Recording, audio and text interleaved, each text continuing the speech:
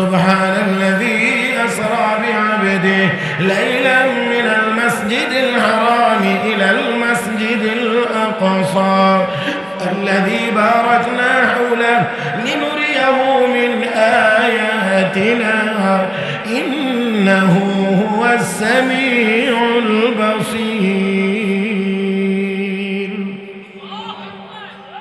এই আয়াতের তিলাওয়াত বুঝতে পারলাম মহিলাটি হজের জন্য এখানে এসেছে তো ঠিক, বাকি বাড়ি হলো তার বাইতুল মুকাদ্দাসের কাছে ফিলিস্তিন। আমি এখন বললাম আল্লাহর বান্দী, তোমার কাছে তো খাওয়া দাওয়ার কোনো কিছুই নাই, আমার কাছে কিছু খাবার আছে, তুমি চাইলে এই খাবারগুলো খেয়ে নিতে পারো, গ্রহণ করতে পারো। আল্লাহর বান্দী কোরআনের আরেক আয়াত তিলাওয়াত করে জবাব দেন, আতিম্মুস সিয়ামা ইলাল লাইল, রোজাকে তোমরা রাত্র পর্যন্ত পূর্ণ করো। তার মানে হলো মহিলাটি রোজাদার। আমি আবার বললাম আল্লাহর বান্দী, এখন তো রমজান মাস না, তারপরে আছো সফরের হালতে, এখন আবার তোমার কিসের রোজা? আল্লাহর বান্দী তখন কোরআনের আরেক আয়াত তিলাওয়াত করে জবাব দেন, ওয়া আনতাসুমু খায়রুল লাকুম ইন কুনতুম তা'লামুন, রোজা যদি রাখো এটা তোমাদের জন্য হবে উত্তম, তোমাদের জন্য হবে বড় ভালো। ও মুসলমান, এবার হযরত আব্দুল্লাহ ইবনুল মুবারক রাহমাতুল্লাহি আলাইহি বলেন, ও আল্লাহর বান্দী, আমি তোমাকে জিজ্ঞেস করি এক রকমের, আর তুমি কোরআনের আয়াতের মাধ্যমে জবাব দাও, আমার মতো এইরকম স্বাভাবিক কথা কেন তুমি বলছো না?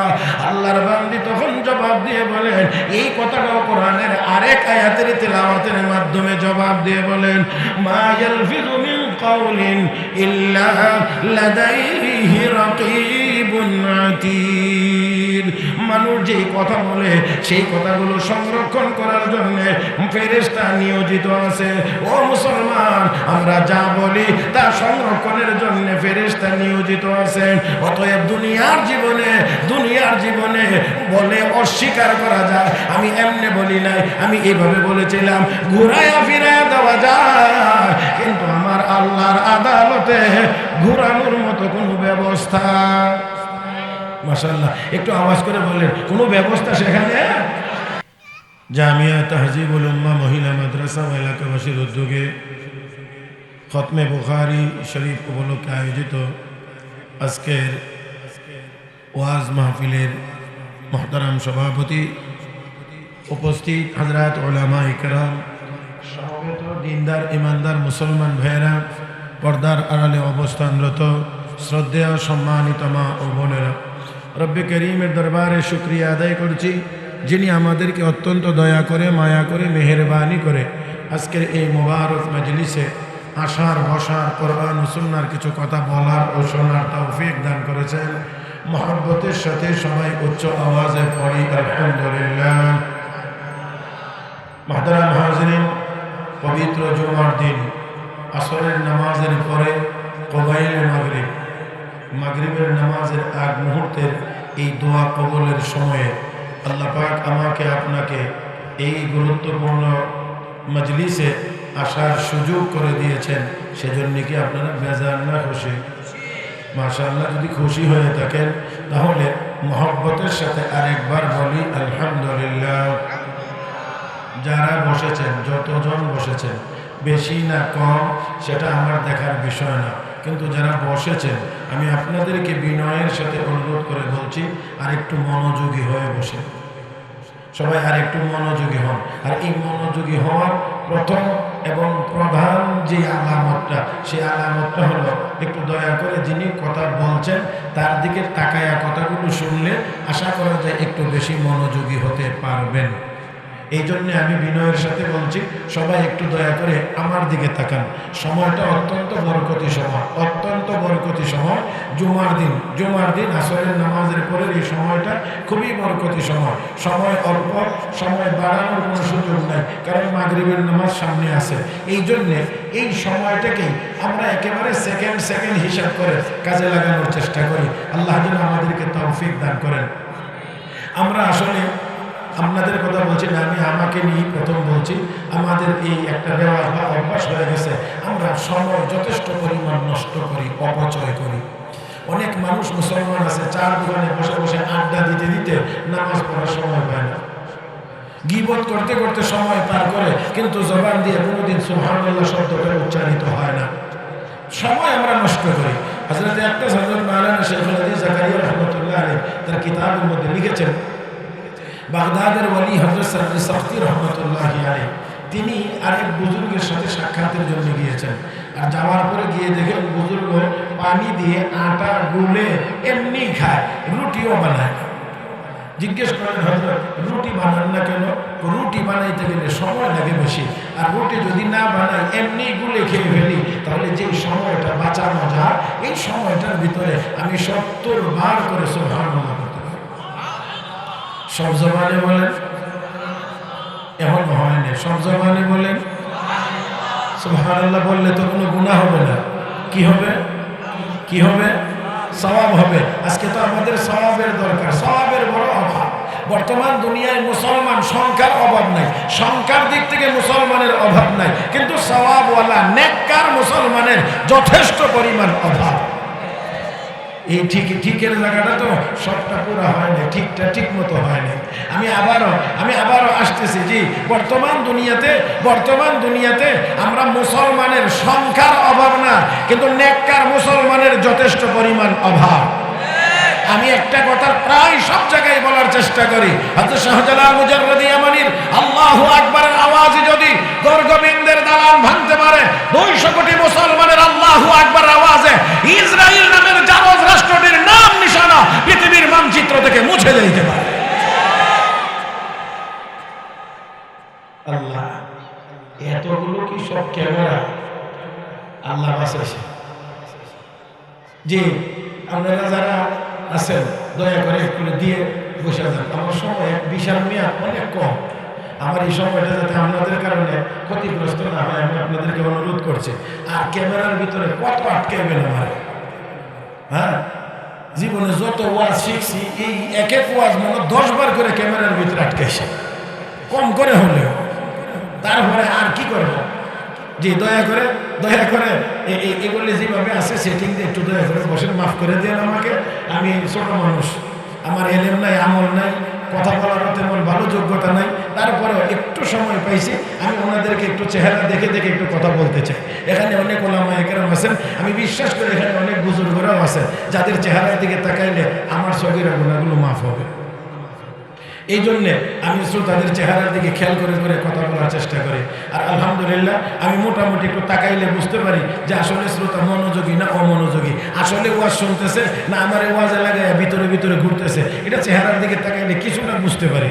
এই জন্যে আমার একটু দরকার হলো এই বুজুর্গদের চেহারাগুলো। আল্লাহ পাক আমাদের সবাইকে কবুল করুন, জোরে বলি আমিন, আরো জোরে বলি আমিন। মহতারাম উপস্থিতি, আজকে আমাদের নেককার হওয়া বড় প্রয়োজন। কি হওয়া? একটু বলেন মহব্বতের সাথে, কি হওয়া? নেককার হওয়া বড় প্রয়োজন। আজকে আমাদের যে অবস্থা, মুসলমান যেখানে তাকাই সেখানেই দেখি মুসলমান নির্যাতিত। মিয়ানমারের দিকে তাকাইলে মুসলমান নির্যাতিত, কাশ্মীরের দিকে তাকাইলে দেখি মুসলমান নির্যাতিত, ফিলিস্তিনের দিকে তাকাইলে দেখি মুসলমান নির্যাতিত, লেবাননের দিকে তাকাইলে দেখি মুসলমান নির্যাতিত। ও মুসলমান, ইয়ামানের দিকে তাকাইলে দেখি মুসলমান নির্যাতিত, চায়নাতে মুসলমানেরা নির্যাতিত, অন্যান্য অমুসলিম দেশগুলোতে মুসলমানেরা নির্যাতিত। যেখানেই মুসলমান সেখানেই নির্যাতন। কেন মুসলমানেরা নির্যাতিত? আমাদের ইন্টারন্যাশনাল সমস্যাটা কি? আন্তর্জাতিক সমস্যা হলো আমাদের গুনাহ।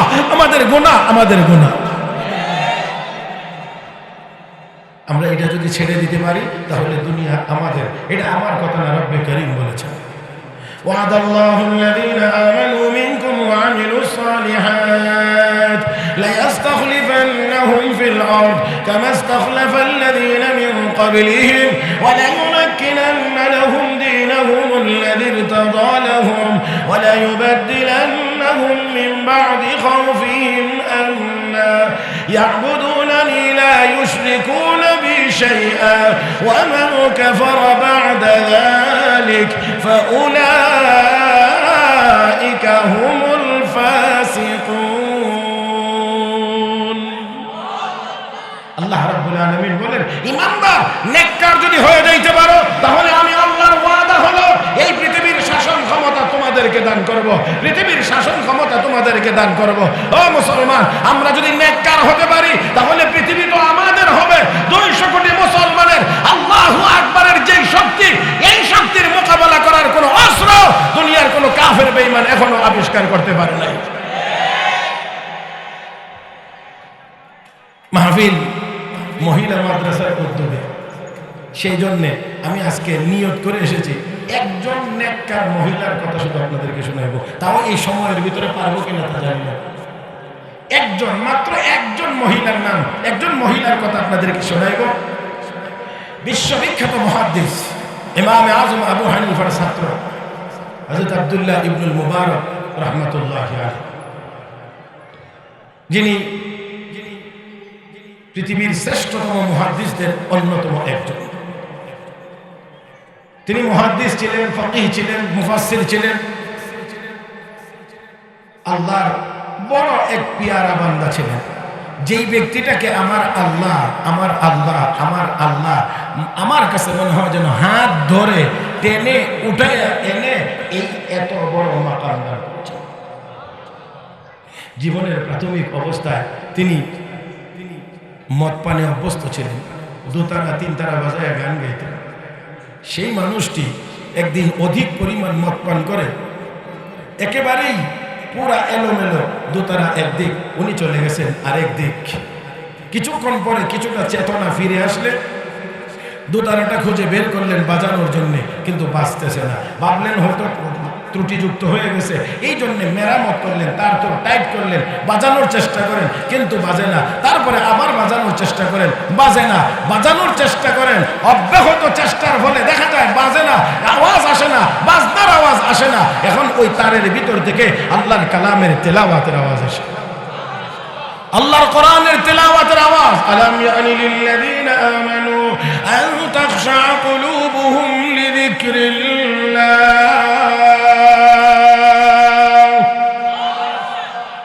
হে ঈমানদার, আল্লাহর আযাবের কথা কি স্মরণ হয় না?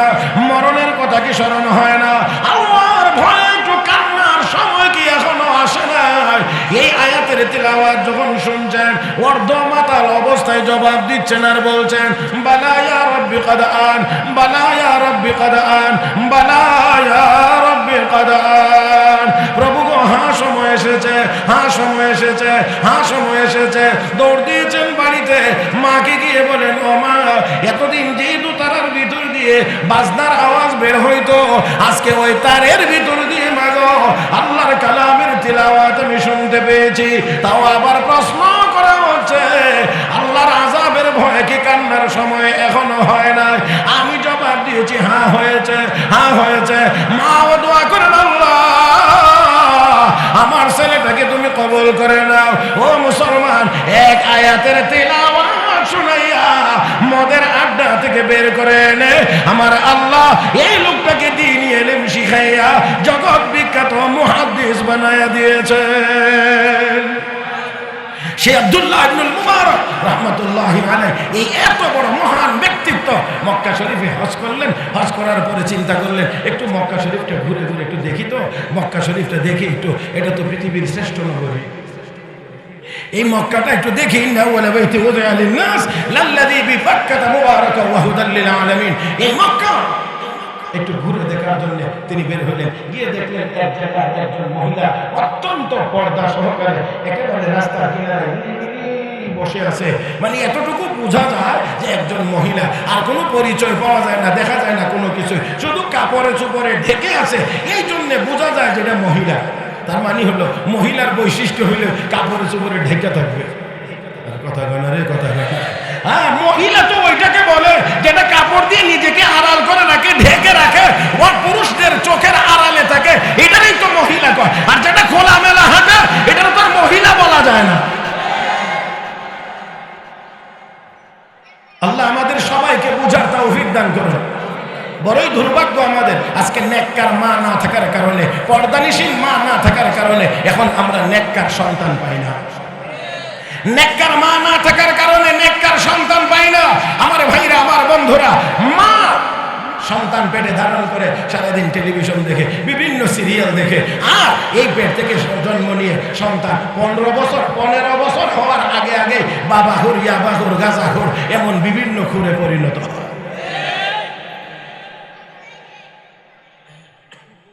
মুহতারাম হাজিরিন, এইরকম একেবারে পর্দানিশীন দেখে হযরত আব্দুল্লাহ ইবনুল মুবারক রাহমাতুল্লাহ আলাইহি আস্তে করে গিয়ে শুধু সালাম দিলেন, আসসালামু আলাইকুম ওয়া রাহমাতুল্লাহ। ওই মহিলাকে লক্ষ্য করে শুধু এতটুকু সালাম দিলেন। মহিলা কোনো এদিক ওদিক না, ওনার দিকেও না, তাকানি টাকানি না, সালামের আওয়াজ পাইছেন, জবাব দিবেন। আমাদের মতো আমরা জবাব দিলে ওয়ালাইকুম আসসালাম ওয়া রাহমাতুল্লাহ এমনই তো জবাব দেওয়ার কথা, কিন্তু আল্লাহর বান্দী জবাব দিচ্ছেন সোজা কোরআনের আয়াতের তেলাওয়াত, সালামুন কাওলাম মির রাব্বির রহিম, সালামুন কাওলাম মির রাব্বির রহিম।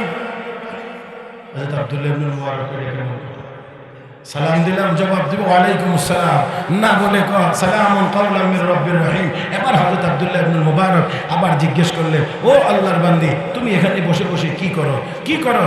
মহিলা কোরআনের আরেক আয়াত পড়ে জবাব দিয়ে বলেন, মাইয়ুদলিলিল্লাহ ফামা লাহু মিন হাদ, আল্লাহ যাকে গুমরা করে দেন, মানে পথ ভ্রষ্ট করে দেন, তাকে পথ দেখানোর আর কেউ থাকে না। হযরত আব্দুল্লাহ ইবনে মুবারক রাহমাতুল্লাহ আলাইহি বলেন, আমি বুঝতে পারলাম মহিলাটা রাস্তা ভুলে এখানে চলে আসছে। এবার জিজ্ঞেস করলাম, আল্লাহর বান্দী, কতদিন যাবত তুমি এখানে বসা আছো, কতদিন? মহিলাটি জবাব দিয়ে পূর্ণ 3 রাত, মানে 3 দিন যাবত আমি এখানে বসা। হযরত আব্দুল্লাহ ইবনে মুবারক রাহমাতুল্লাহি আলাইহি বলেন, ও আল্লাহর বান্দী, 3 দিন যাব তুমি এখানে বসা, তুমি খাও কি, তুমি পান করো কি, তোমার কাছে তো কিছুই দেখা যায় না। আল্লাহর বান্দী জবাব দেয়, হুয়া ইউতইমুনি ওয়া ইয়াসকিন, আল্লাহ আমাকে খাওয়ান, আল্লাহ আমাকে পান করান। আল্লাহু আকবার। হে মহিলা, তুমি তো এখানে পানি নাই, কোনো কিছুই নাই, পান করা খাওয়ায় আল্লাহ, তো ওযু কিভাবে করো, পবিত্রতা কিভাবে অর্জন করো? আল্লাহর বান্দী তখন জবাব দিয়ে বলেন, ফাইন লাম তাজিদু মাআন ফাতায়াম্মামু সাঈদান তাইয়্যিবা, যদি পানি না পাও পবিত্র মাটি দিয়ে তোমরা তায়াম্মুম করে নাও। হযরত আব্দুল্লাহ ইবনুল মুবারক রাহমাতুল্লাহি আলাইহি বলেন, বুঝতে পারলাম পানির প্রয়োজন তায়াম্মুম দিয়ে সারে ওযু পবিত্রতা অর্জন করে। আমি আবার জিজ্ঞেস করলাম, আল্লাহর বান্দী, কোথায় তোমার বাড়ি, কোথায় তুমি আসলা, বাড়ি তোমার কোথায়, গন্তব্য তোমার কোথায়, যাইতে চাও কোথায়?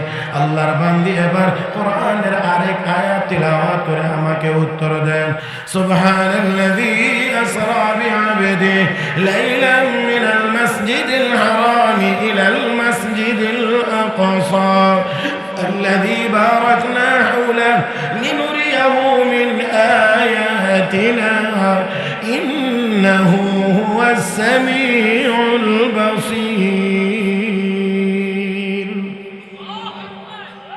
এই আয়াতের তিলাওয়াত বুঝতে পারলাম মহিলাটি হজের জন্য এখানে এসেছে তো ঠিক, বাকি বাড়ি হলো তার বাইতুল মুকাদ্দাসের কাছে ফিলিস্তিন। আমি এখন বললাম, আল্লাহর বান্দী, তোমার কাছে তো খাওয়া দাওয়ার কোনো কিছুই নাই, আমার কাছে কিছু খাবার আছে, তুমি চাইলে এই খাবারগুলো খেয়ে নিতে পারো, গ্রহণ করতে পারো। আল্লাহর বান্দী কোরআনের আরেক আয়াত তিলাওয়াত করে জবাব দেন, আতিম্মুস সিয়ামা ইলাল লাইল, রোজাকে তোমরা রাত্র পর্যন্ত পূর্ণ করো। তার মানে হলো মহিলাটি রোজাদার।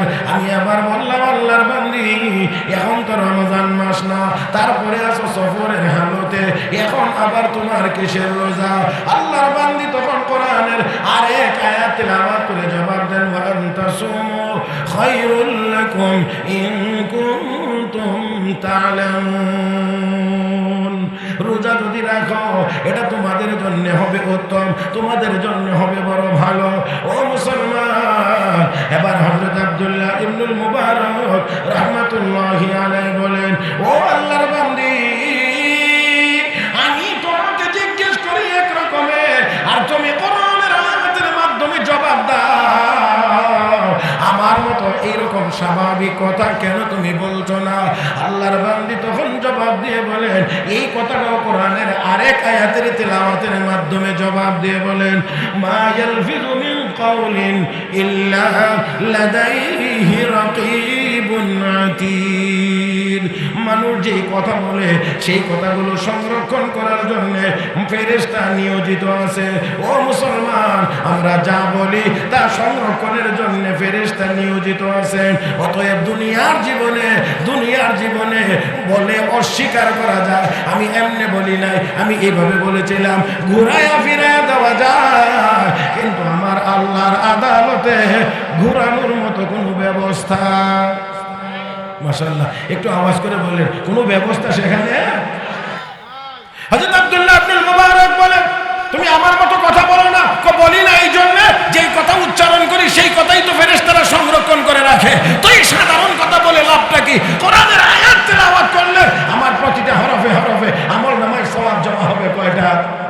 10টা। তো কাজেই আমি স্বাভাবিক কথা বলার দরকার নাই, আমি কোরআনের আয়াতের মাধ্যমে কথা বলি। মুহতারাম হাজরিন, এবার হযরত আব্দুল্লাহ ইবনে মুবারক রাহমাতুল্লাহি আলাইহি বলেন, ও আল্লাহর বান্দী, তোমার বংশ কি? কোন বংশের লোক তুমি? মহিলা আল্লাহর বান্দী জবাব দিয়ে কয়, লা তাকফু মা লাইসা লাকা বিহি ইলম। যে বিষয় তোমার জানা নাই সেই বিষয় নিয়ে গালাগালি করার কোনো দরকার নাই। হযরত আব্দুল্লাহ ইবনে মুবারক বুঝতে পেরেছেন মহিলা তো খুব মারাত্মক মহিলা, এই জন্য হযরত আব্দুল্লাহ ইবনে মুবারক সাথে সাথে বললেন, আমার ভুল হয়ে গেছে, ক্ষমা করে দেন। আল্লাহর বান্দী এই কথাটাও ভুল হয়ে গেছে, ক্ষমা করে দেন। এই কথাটার জবাবও কোরআনের আরেক আয়াতের মাধ্যমে দিয়ে বলছেন, লা তাসরিবা আলাইকুমুল ইয়াউম ইয়াগফিরুল্লাহু লাকুম। তোমার বিরুদ্ধে আমার কোনো অভিযোগ নাই, আল্লাহ যেন তোমাকে ক্ষমা করে দেন। আমি জানি না আপনারা কতটুকু বুঝতে পারছেন। একজন মহিলা, সেও মহিলা, হযরত আব্দুল্লাহ ইবনে মুবারকের মতো জগৎ বিখ্যাত মুহাদ্দিস, ওনার সাথে কথা বলেন, যে কথাটা তিনি বলেন সেই কথার জবাবেই কোরআনের এক আয়াতের তেলাওয়াতের মাধ্যমে তিনি দিচ্ছেন। এবার দেখেন হযরত আব্দুল্লাহ ইবনে মুবারক রাহমাতুল্লাহি আলাইহি বলেন, ও আল্লাহর বান্দী, তুমি চাইলে আমার উটের পিঠে সওয়ার হইতে পারো, আমি তোমাকে তোমার কাফেলা পর্যন্ত পৌঁছানোর চেষ্টা করব। আল্লাহর বান্দী এই কথা শোনার পরে সম্মতিটা কিভাবে জানাইবেন? দেখেন আল্লাহর বান্দী তাও কোরআনের এক আয়াতের তেলাওয়াতের মাধ্যমে জানিয়ে দিচ্ছেন, ওয়া মা তাফআলু মিন খায়রিন ইয়ালামুহুল্লাহ। তোমরা যেই ভালো কাজ করো সেই ভালো কাজ আল্লাহ রাব্বুল আলামিন অবশ্যই জানেন। তার মানে মহিলা রাজি আছেন। আল্লাহর বান্দা হযরত আব্দুল্লাহ ইবনে মুবারক রাহমাতুল্লাহি আলাইহি এবার বসায়া দিলেন উটের পিঠে। আল্লাহর বান্দী যখন সাওয়ার হওয়ার আগে হযরত আব্দুল্লাহ ইবনে মুবারক রাহমাতুল্লাহি আলাইহি লক্ষ্য করে বলছেন, কুল্লিল মুমিনিনা ইয়াগুদ্দু মিন আবসারিহিম। নবী গো, আপনার পুরুষ উম্মতদেরকে বলে দিন তারা যেন তাদের দৃষ্টিকে নিচের দিকে রাখে। তার মানে আমাকে বোঝাইতে চায় আমি যেন তার উটের পিঠে উঠার দৃশ্যটা না দেখি, আমি যেন দৃষ্টিটা নিচের দিকে রাখি। ও মুসলমান, সেটাও মহিলা। আর আমাদের মোটর সাইকেল ছাড়া যারা, আল্লাহ আসতে করলেন না, এরাও মহিলা। আমার ভাইয়েরা, আল্লাহর বান্দী উটের পিঠে উঠবে এটা যেন দেখতে না পারে, এই জন্য কোরআনের আয়াতের মাধ্যমে আগেই সতর্ক করে দিয়েছেন, কুল্লিল মুমিনিন ইয়াগুদ্দু মিন আবসারিহিম। মুমিনদেরকে বলে দিন, পুরুষদেরকে, তারা যেন দৃষ্টিকে নিচের দিকে রাখে। আমি দৃষ্টি নিচের দিকে করলাম, আল্লাহর বান্দী উটের পিঠে উঠলেন, আমিও সামনে দিয়ে উটের পিঠে উঠতে যখন গেছে আল্লাহর বান্দী উট মেজাজ গরম করে একটু দৌড় মেরেছে। মহিলাটা পড়ে গেছে, একটু ব্যথা পাইছে, যা কাপড়টা একটু ছিঁড়ে গেছে। আমি আফসোস করতে লাগলাম, কিন্তু আল্লাহর বান্দী বলতে আছেন, মা আসাবা মিন মুসিবাতিন ফাবিমা কাসাবাত আইদিকুম। তোমাদের উপরে যত বিপদ আসে এটা তোমাদের হাতের কামাই। আল্লাহু আকবার কোন। এত আসতে বললেন, আর একটু জোরে কোন। মহিলাকে যত বিপদ আসে এটা তোমাদের হাতের কামাই। আজকেও মুসলমান আমরা যত সমস্যার সম্মুখীন সবগুলো আমাদের গুনাহের কারণে। আমরা যদি এখনো গুনাহ ছেড়ে দিতে পারি, 200 কোটি মুসলমান নেককার হয়ে দাঁড়াইতে পারি। মুসলমানের চোখে চোখ রেখে কথা বলবার মতো সাহস দুনিয়ার কোন শক্তির হতে পারে না।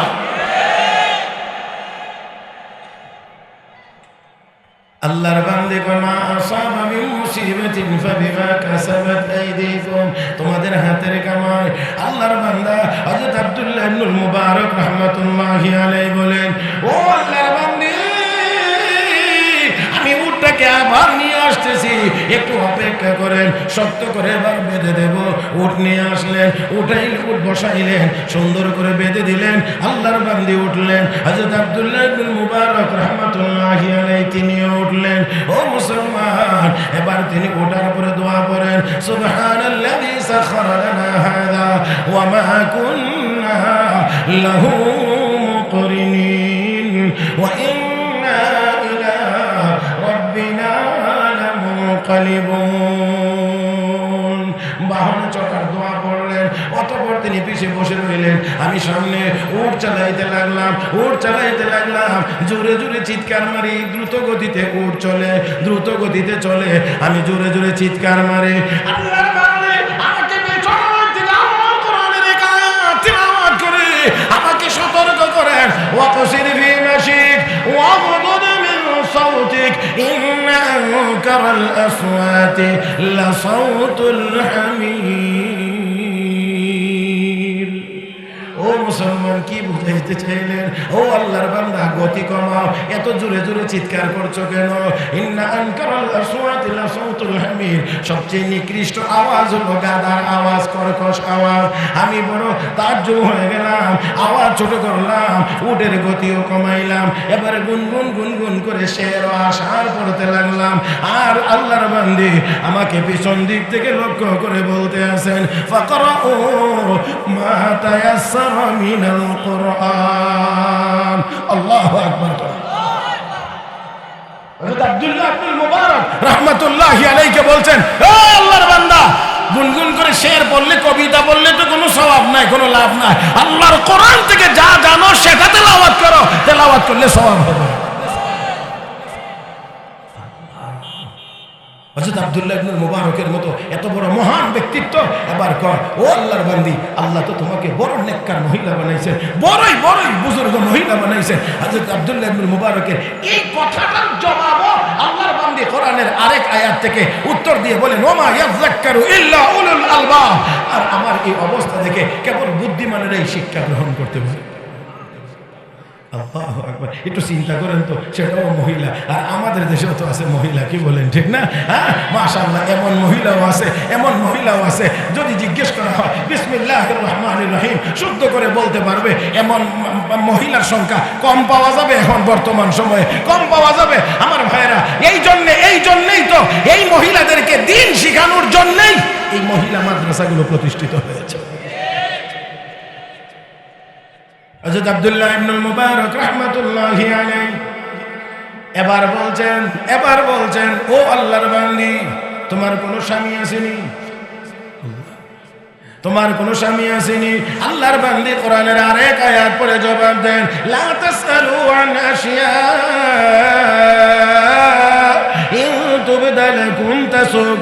এমন বিষয়ে প্রশ্ন করিও না যা জানলে তোমাদের অমঙ্গল হবে। আমি একবারে চুপ হয়ে গেলাম, আর মনে মনে নিয়ত করলাম আর কোনো কথা বলবো না, কথা বাড়াইব না। এখন শুধুমাত্র উট চালাইব আর তার গন্তব্যে পৌঁছাইব, এই জন্য উট চালাইতে লাগলাম। একেবারেই চলতে এবার গিয়ে কাফেলা যখন দেখা যায় পাইলাম। আমি এখন জিজ্ঞেস করি, আল্লাহর বান্দি, এই কাফেলার ভিতরে তোমার আত্মীয় স্বজন কে আছে? আল্লাহর বান্দি কোরআনের আরেক আয়াত তিলাওয়াত করে জবাব দেন, আল মালু ওয়াল বানুন জিনাতুল হায়াতিদ দুনিয়া। সন্তান সন্ততি সহায় সম্পদ তোমাদের দুনিয়ার জীবনের সৌন্দর্য। আমি বুঝতে পারলাম এই কাফেলার ভিতরে আল্লাহর বান্দির সন্তানেরা, ছেলেরা রয়েছে। আমি এখন জিজ্ঞেস করলাম, ও আল্লাহর বান্দি, তোমার ছেলেদের কি নাম? আমি কি নাম ধরে ডাক দেব? আল্লাহর বান্দি কোরআনের 3 জায়গা থেকে 3 টুকরা তেলাওয়াত করেছেন, যেখানে 3টা নাম রয়েছে। ও মুসলমান, লক্ষ্য করে দেখেন, ইয়া ইয়াহইয়া খুযিল কিতাবা বিকুওয়া ওয়া কাল্লামাল্লাহু মুসা তাকলিমা ওয়াত্তাখাযাল্লাহু ইব্রাহিমা খলিলা। কয়টা নাম আছে এখানে? 3টা নাম। আমি বুঝতে পারলাম আল্লাহর বান্দির 3 জন ছেলে আছে এখানে। আমি কাফেলার একেবারেই নিকটে চলে গেলাম। এবার গিয়ে ডাক দিলাম, ইয়া ইব্রাহিম, ইয়া মুসা, ইয়া ইয়াহইয়া। ডাক দেওয়া মাত্রই 3 জন যুবক আমার সামনে হাজির। পূর্ণিমার চাঁদের মতো তাদের চেহারা। আমি যখন দেখায় দিলাম, তারা তাদের মা মহিলাটাকে রিসিভ করেছে, গ্রহণ করেছে। যখন নেমে আসছে এক জায়গায় বসার পরে আল্লাহর বান্দি তার ছেলেদেরকে নির্দেশ দিচ্ছেন। ওই নির্দেশটা কোরআনের আয়াতের তেলাওয়াতের মাধ্যমে, ফাবাসু আহাদাকুম বিওয়ারকিকুম হাদিহি ইলাল মাদিনা ফালইয়ানজুর আইয়ুহা আযকা তাআমা ফালইয়াতিকুম বিরিজকিম মিন। ও তো আমার সন্তানেরা, একজনকে কিছু টাকা দিয়ে বাজারে পাঠাও কিছু হালাল খাবার নিয়ে আসার জন্য।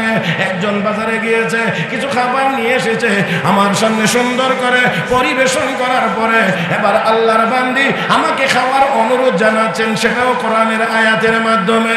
কুলু ওয়াশরাবু হানিআন বিমা আসলাফতুম ফিল আইয়ামিল খালিয়া। তার মানে এতক্ষণ যা কিছু করেছো বিনিময়ে সামান্য একটু খাবার আমাদের পক্ষ থেকে গ্রহণ করুন।